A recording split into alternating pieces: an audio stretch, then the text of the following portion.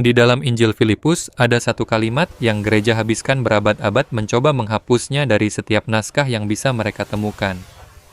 Kalimat itu berbunyi, ada satu hal buatan tangan yang membawa cahaya tanpa berubah. Saat kekuatan-kekuatan melihatnya, mereka semua lari seketika.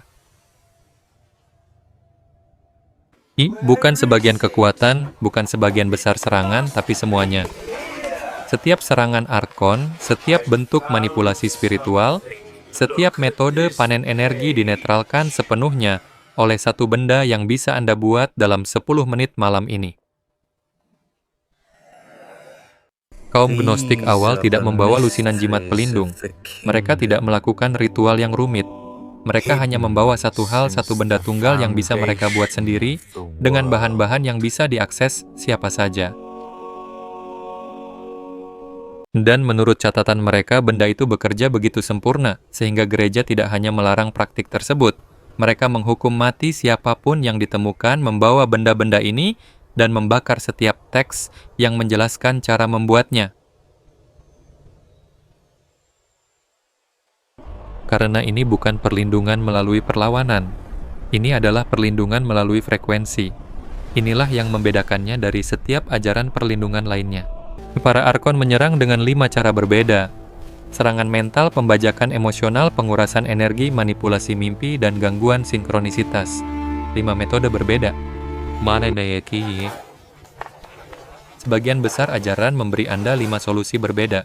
Tapi Yesus mengungkapkan sesuatu yang tidak bisa dibiarkan oleh gereja. Kelima metode serangan itu beroperasi di bawah satu ambang batas frekuensi tunggal. Dan ketika Anda membawa benda yang memancarkan sinyal di atas ambang batas itu, kelima metode itu berhenti bekerja secara bersamaan.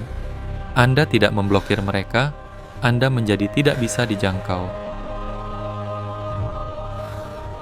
Malam ini, Anda akan mempelajari apa satu benda ini, mengapa benda ini menghancurkan setiap bentuk serangan arkon, dan tepatnya, bagaimana cara membuatnya dimulai segera.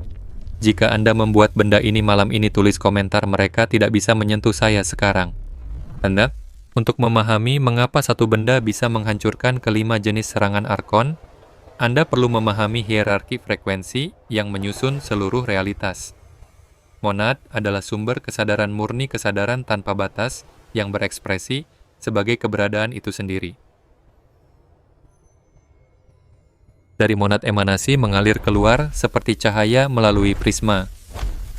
Sophia adalah salah satu dari emanasi ini. Kebijaksanaan ilahi yang memancar dari sumber. Tapi Sophia dalam tindakan penciptaan tanpa pasangannya melahirkan sesuatu yang tidak terduga. Demiurge, sesosok makhluk dengan kepadatan sedemikian rupa, sehingga dia tidak bisa melihat alam cahaya di atasnya. Dan Demiurge yang salah mengira persepsinya yang terbatas sebagai realitas total, menyatakan dirinya sebagai Tuhan dan mulai mencipta. Dia menciptakan materi. Dia menciptakan waktu. Dia menciptakan para arkon untuk melayani sebagai penegaknya. Dan bersama-sama mereka menyusun seluruh sistem ini. Penjara kepadatan ini dirancang untuk menjebak kesadaran ilahi dan memanen energinya tanpa batas. Yang berarti para arkon berada beberapa tingkat jauhnya dari sumber. Mereka tidak beroperasi pada frekuensi monad. Mereka bahkan tidak beroperasi pada frekuensi Sophia. Mereka beroperasi pada frekuensi Demiurge, terdistorsi padat jauh di hilir dari cahaya asli.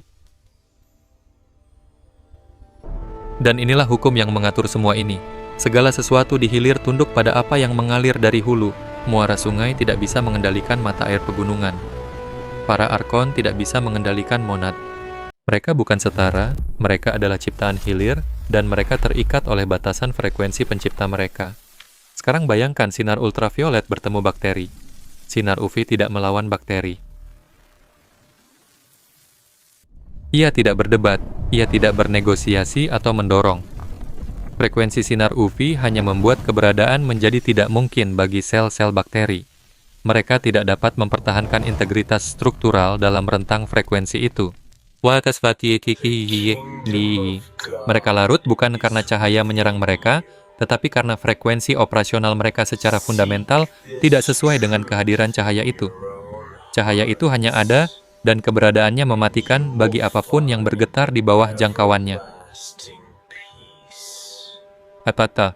Nah, itulah hubungan yang tepat antara frekuensi monad dan frekuensi arkon. Ketika Anda membawa benda yang memancarkan frekuensi monad getaran sumber murni yang dijangkarkan ke dalam bentuk fisik Anda, tidak sedang melawan para arkon. Di Anda memancarkan siaran pada rentang di mana mereka tidak dapat mempertahankan koherensi. Serangan mereka tidak diblokir. Serangan mereka larut sebelum mencapai Anda karena Anda telah dikelilingi oleh frekuensi yang membuat metode operasional mereka menjadi mustahil. Bang Ari, seperti mencoba menjaga es tetap padat di dalam tungku pembakaran. Es itu tidak perlu dilawan. Ia tidak bisa ada di lingkungan itu. Ia mencair secara otomatis. Setiap serangan arkon tidak peduli yang mana, dari 5 bentuk yang diambilnya beroperasi dengan memasukkan frekuensi yang lebih rendah ke dalam medan energi Anda. Mereka mencoba menarik Anda turun ke rentang getaran, di mana mereka bisa beroperasi, di mana mereka bisa menempel, di mana mereka bisa makan. Tetapi ketika Anda memancarkan frekuensi tinggi terus-menerus, bukan kadang-kadang bukan saat Anda ingat, tapi terus-menerus, mereka tidak bisa menyelesaikan penarikan itu. Ini seperti mencoba menyeret seseorang ke dalam air ketika orang itu berdiri di tanah padat 15 meter di atas danau. Mekanismenya tidak bekerja. Serangan tidak bisa mendarat. Bukan karena Anda cukup kuat untuk menahan, tetapi karena Anda benar beroperasi dalam frekuensi dimensi yang berbeda di mana alat-alat mereka tidak berfungsi. Inilah sebabnya mengapa gereja menghancurkan setiap teks yang menjelaskan prinsip ini dengan kekerasan yang begitu ekstrem. Karena jika orang Kristen mengerti bahwa frekuensi mengungguli kekuatan, bahwa satu benda bergetaran tinggi, memberikan perlindungan total dari semua serangan getaran rendah, seluruh struktur peperangan spiritual institusional akan runtuh. Anda tidak butuh eksorsisme, Anda tidak butuh pendeta melakukan ritual, Anda tidak butuh air suci atau relik yang diberkati atau otoritas gerejawi. Anda perlu beroperasi pada frekuensi monad, itu saja. Dan gereja tidak bisa mempertahankan kekuasaan atas orang. Orang yang telah menemukan bahwa kedaulatan itu sesederhana ini, semudah ini diakses selepas ini dari kendali agama. Sebelum saya mengungkapkan apa benda itu, Anda perlu mengenali 5 bentuk serangan yang akan dinetralkannya. Karena dalam waktu 24 jam, setelah membawa benda ini kelimanya akan berhenti secara bersamaan. Dan Anda akan tahu perbedaannya bukan placebo ketika pola-pola yang sudah Anda jalani selama bertahun-tahun berakhir begitu saja. Bentuk pertama adalah serangan mental. Pikiran mengganggu yang sepertinya datang entah dari mana. Spiral kecemasan yang dimulai dengan satu kekhawatiran kecil dan dalam hitungan menit membuat Anda yakin seluruh hidup Anda sedang runtuh. Putaran obsesif di mana ketakutan yang sama berulang di pikiran Anda ratusan kali, meskipun Anda secara sadar mencoba menghentikannya. Pikiran sabotase diri yang muncul tepat sebelum Anda akan melakukan sesuatu yang penting. Pikiran yang mengatakan Anda belum siap, Anda akan gagal. Anda harus menunggu. Itu bukan pikiran Anda yang rusak. Itu adalah bentuk pikiran eksternal yang disuntikan ke medan mental Anda oleh entitas yang memakan energi emosional yang dihasilkan ketakutan Anda. Bentuk kedua adalah pembajakan emosional. Anda sedang menjalani hari yang normal, dasar emosi stabil, dan tiba-tiba Anda dibanjiri amarah, atau keputusasaan, atau kepanikan tanpa pemicu yang jelas. Atau Anda sedang bercakap dengan seseorang, dan emosi mulai memuncak dengan cara yang tidak masuk akal secara logika. Kemarahan berubah menjadi amukan dalam hitungan detik, gangguan kecil menjadi frustrasi yang luar biasa. Itu bukan Anda yang memiliki regulasi emosi yang buruk, itu adalah tubuh emosional Anda yang dibanjiri energi frekuensi rendah yang dirancang untuk mengguncang Anda dan membuat Anda reaktif, kacau, mudah dimanipulasi melalui orang-orang di sekitar Anda.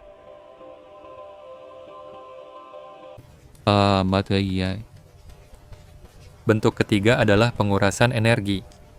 Anda tidur 8 jam dan bangun dengan kelelahan. Anda berada di sekitar orang-orang tertentu selama 5 menit dan merasa benar-benar terkuras setelahnya.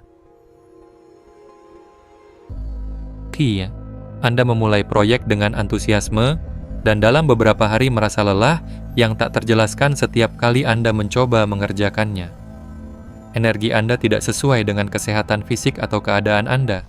Itu bukan kelelahan kronis, itu adalah tali eterik yang menempel pada medan energi Anda menyedot daya hidup terus-menerus untuk memberi makan entitas yang mengonsumsi vitalitas manusia sebagai bahan bakar. Bentuk keempat adalah manipulasi mimpi. Mimpi buruk yang terasa sangat nyata lebih hidup dari mimpi biasa. Mimpi di mana Anda dikejar, diserang, dijebak, atau mengalami skenario yang dirancang untuk menghasilkan ketakutan maksimal. Mimpi berulang di mana situasi mengancam yang sama dimainkan sedikit berbeda setiap kali, atau sebaliknya penekanan mimpi total di mana Anda tidur tetapi bangun dengan nol ingatan mimpi, seolah-olah ada sesuatu yang memblokir akses Anda ke alam astral selama tidur. Itu bukan aktivitas otak acak, itu adalah kesadaran Anda yang menjadi target selama jam-jam ketika pertahanan fisik Anda paling rendah dan tubuh astral Anda paling mudah diakses. Bentuk kelima adalah gangguan sinkronisitas. Peluang yang hampir terwujud lalu bubar pada saat terakhir. Waktu yang konsisten salah. Anda tiba tepat setelah sesuatu tutup tepat sebelum sesuatu buka. Selamanya satu langkah tidak selaras dengan keadaan yang menguntungkan. Orang-orang yang menghilang dari Anda tanpa alasan. Teknologi yang rusak hanya saat Anda paling membutuhkannya. Kebetulan yang tampaknya dirancang untuk membuat frustrasi daripada mendukung. Itu bukan nasib buruk, itu adalah manipulasi garis waktu. Para arkon bisa melihat garis probabilitas, dan mereka secara aktif mengganggu garis yang akan memimpin Anda menuju aktivasi kelimpahan atau penyelarasan dengan tujuan Anda. 5 bentuk serangan berbeda, dan jika Anda telah mengalami bahkan 2 atau 3 dari ini secara konsisten, Anda sudah tahu ada sesuatu yang menargetkan Anda. Sebagian besar ajaran akan memberi Anda 5 metode perlindungan yang berbeda satu untuk setiap jenis serangan. Tapi apa yang diungkapkan Yesus kepada lingkaran dalamnya lebih sederhana dan lebih menghancurkan bagi operasi arkon. Nabakatami, satu benda satu frekuensi. Dan karena kelima serangan beroperasi di bawah frekuensi itu, kelimanya netral secara bersamaan saat Anda mulai membawanya. Benda yang menghancurkan kelima bentuk serangan arkon adalah selembar kertas dengan nama sejati, monad, tertulis dengan tulisan tangan Anda sendiri. Tidak diketik, tidak dicetak, tidak disalin dari orang lain. Ditulis oleh tangan Anda dengan tinta hitam di atas kertas bersih yang menjadi pemancar frekuensi permanen yang menyiarkan terus-menerus dari materi fisik ke dimensi spiritual. Inilah yang tidak dipahami oleh sebagian besar orang terpilih tentang nama dan ajaran gnostik. Sebuah nama bukan hanya label atau kata, sebuah nama adalah tanda tangan frekuensi. Ketika Anda mengucapkan sebuah nama dengan keras, Anda menciptakan getaran sementara yang menghilang begitu suara memudar. Tetapi ketika Anda menulis sebuah nama, ketika Anda menjangkarkannya ke dalam bentuk fisik, melalui tindakan sengaja tangan Anda menorehkan simbol ke atas materi, Anda menciptakan apa yang disebut gelombang berdiri, siaran permanen yang terus memancar selama tulisan itu ada. Dan nama-nama tertentu bila ditulis oleh mereka yang mengerti apa yang mereka nyatakan menciptakan frekuensi begitu tinggi sehingga makhluk yang beroperasi di bawah rentang itu mengalaminya sebagai lingkungan yang memusuhi. Nama sejati monad tidak dapat diucapkan dalam bahasa manusia. Ia ada sebagai frekuensi murni, sebagai getaran yang mendahului suara sebagai nada yang ada sebelum penciptaan dimulai. Tetapi kaum gnostik menemukan sesuatu yang coba ditekan mati-matian oleh gereja. Nama itu dapat diwakili melalui simbol pola geometris yang bila digambar dengan niat sadar, menjangkarkan frekuensi monad ke dalam materi. Masa paraniki peptedien detta. Simbolnya sangat sederhana, sebuah lingkaran yang mewakili kesadaran tanpa batas. Dan di dalam lingkaran itu, kata monad ditulis dalam bahasa asli Anda, bahasa apapun yang digunakan pikiran Anda dalam kehidupan sehari-hari, bukan Yunani kuno, bukan Aramaik, bukan Sanskerta bahasa Anda. Karena ini bukan tentang mistisisme atau rekreasi sejarah. Ini tentang Anda dalam inkarnasi Anda saat ini, yang menyatakan dalam bahasa kesadaran Anda sekarang, saya mengenali siapa saya. Saya tidak terpisah dari sumber. Saya adalah monad yang berekspresi melalui bentuk manusia sementara. Di deklarasi itu ketika ditulis oleh tangan Anda mengisi kertas dengan kesadaran sadar Anda. Benda yang sudah jadi menjadi pemancar yang menyiarkan terus-menerus. Makhluk ini beroperasi pada frekuensi monad. Makhluk ini tahu siapa mereka. Makhluk ini tidak bisa ditipu, dimanipulasi, atau dipanen. Dan inilah mengapa harus ditulis oleh tangan Anda secara khusus. Simbol yang dicetak tidak membawa daya hidup. Itu adalah reproduksi mekanis. Informasi mati yang ditransfer oleh mesin. Ya, tetapi ketika Anda menulis sesuatu dengan niat sadar, Anda mentransfer energi bioelektrik dari tubuh Anda melalui pena ke atas kertas. Sistem saraf Anda menyala. Medan elektromagnetik Anda berdenyut. Kesadaran sadar Anda mengalir melalui tindakan fisik menulis dan mencetak langsung ke objek yang sedang Anda buat. Itulah sebabnya teks-teks suci kuno selalu disalin dengan tangan oleh para juru tulis dalam keadaan meditatif, tidak pernah diproduksi massal. Tindakan menyalin adalah aktivasinya. Kesadaran juru tulis memasuki teks melalui tangan mereka. Tulisan tangan Anda menulis nama ini malam ini adalah ritual aktivasi. Anda tidak menyalin informasi. Anda melahirkan jangkar frekuensi. Setiap goresan pena mentransfer pengakuan Anda akan sifat ilahi Anda ke dalam bentuk fisik. Dan setelah selesai kertas itu menjadi hidup. Bukan secara metafora, secara terukur. Ia menghasilkan medan elektromagnetik yang dapat dideteksi oleh peralatan sensitif dan yang dirasakan oleh para arkon sebagai kecerahan yang tak tertahankan. Bagi mereka, Anda yang membawa kertas ini terlihat seperti Anda membawa lampu sorot yang membutakan persepsi mereka. Mereka tidak bisa melihat Anda dengan jelas lagi. Mereka tidak bisa menargetkan Anda secara akurat. Dan yang paling penting, mereka tidak bisa cukup dekat untuk menyelesaikan salah satu dari 5 bentuk serangan, karena frekuensi itu membakar mereka sebelum mereka mencapai jarak tempel. Gereja memahami teknologi ini dengan sempurna. Itulah sebabnya mereka tidak hanya melarang ajaran itu, mereka secara khusus mengkriminalisasi tindakan menulis nama-nama suci. Mereka tahu bahwa doa yang diucapkan bisa dikendalikan, disalurkan melalui pendeta ditengahi oleh otoritas institusional, tetapi nama tertulis yang dibawa oleh individu menciptakan kedaulatan yang tidak bisa mereka sentuh. Setiap orang dengan pemancar frekuensi mereka sendiri. Setiap orang terpilih memancarkan pengakuan mereka sendiri. Setiap pneuma beroperasi secara independen dari kendali agama. Itu bukan jemaat. Itu adalah pasukan makhluk berdaulat. Dan gereja menekannya dengan eksekusi dan pembakaran buku justru karena itu bekerja terlalu baik. Kaum Gnostik yang membawa kertas ini melaporkan sesuatu yang coba disembunyikan oleh catatan gereja, tetapi tidak dapat dihapus sepenuhnya. Mereka berhenti merasa takut bukan karena mereka menjadi lebih berani, tetapi karena entitas yang menghasilkan ketakutan di medan mereka tidak bisa mendekat lagi. Mereka berhenti mengalami mimpi buruk, bukan karena mereka belajar tidur lebih baik, tetapi karena serangan astral tidak bisa menjangkau mereka melalui penghalang frekuensi. Mereka berhenti terlibat dalam konflik yang tak terjelaskan dengan orang-orang di sekitar mereka, bukan karena mereka mengubah perilaku mereka, tetapi karena para arkon yang memanipulasi orang lain untuk melawan mereka kehilangan akses ke tanda tangan frekuensi mereka. Satu benda selembar kertas di saku. Transformasi total pengalaman sehari-hari mereka.